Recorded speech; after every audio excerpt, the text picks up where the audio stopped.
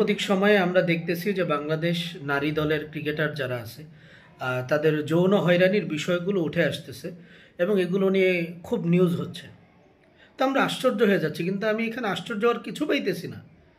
তো আজকে হয়তো বাংলাদেশ নারী দলের এই বিষয়টা হয়তো প্রকাশ পাইছে দেখে আমরা আলোচনা করতেছি, কিন্তু এটা কিন্তু আজকের ঘটনা না। নারীদের ক্রিকেট যতদিন থেকে চলতেছে ততদিন থেকে এই ঘটনা ঘটতেছে, কিন্তু আজকে হয়তো কেউ কেউ মুখ খুলতেছে, এই জন্য আমাদের কানে আসতেছে। এটা কিন্তু শুধু নারী ক্রিকেট দলের অবস্থা না, বাংলাদেশের প্রতিটা কর্মক্ষেত্র যেখানে নারীরা পুরুষদের অধীনে চাকরি করে প্রত্যেকটা নারীর একই অবস্থা। তাদেরকে দেহ বিলাইয়া পুরুষদের খাট গরম কইরা এরপরে তাদের প্রমোশন পাইতে হয়, ভালো অবস্থানে যাইতে হয়। এটা বাস্তব কথা, শুনতে খারাপ লাগলো।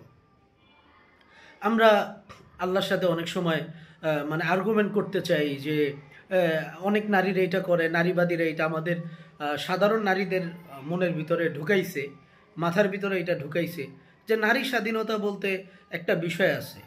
তুমি কেন তোমার স্বামীর উপরে নির্ভর থাকবা, তোমার ভাইয়ের উপরে নির্ভর থাকবা? তুমি কাজ করবা, তুমি ইনকাম করবা।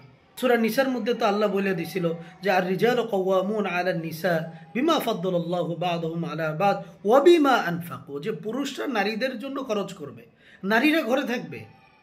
পুরুষ কাজ করে মেহনত করে নারীদেরকে খাওয়াবে, নারীদের ভরণ পোষণের ব্যবস্থা করবে। নারীদেরকে ইসলাম রানীর মতো রাখছে, তুমি রানীর মতো বৈশা বৈশা খাবা, পুরুষ তোমারা খাওয়াবে। ওয়াকরনা ফি বুয়ুতিকুন্না, হে নারীরা তোমরা ঘরের মধ্যে অবস্থান করো। ওয়ালা তাবাররাজনা তাবাররুজাল জাহিলিয়া, জাহিলি যুগের মহিলাদের মতো নিজেদের সৌন্দর্যকে প্রদর্শন করে বেড়ায় না। কিন্তু আজকে আমাদের নারীরা শুধু এমনিতে সৌন্দর্য না, নিজের দেহকেই বিলাইয়া দিতেছে।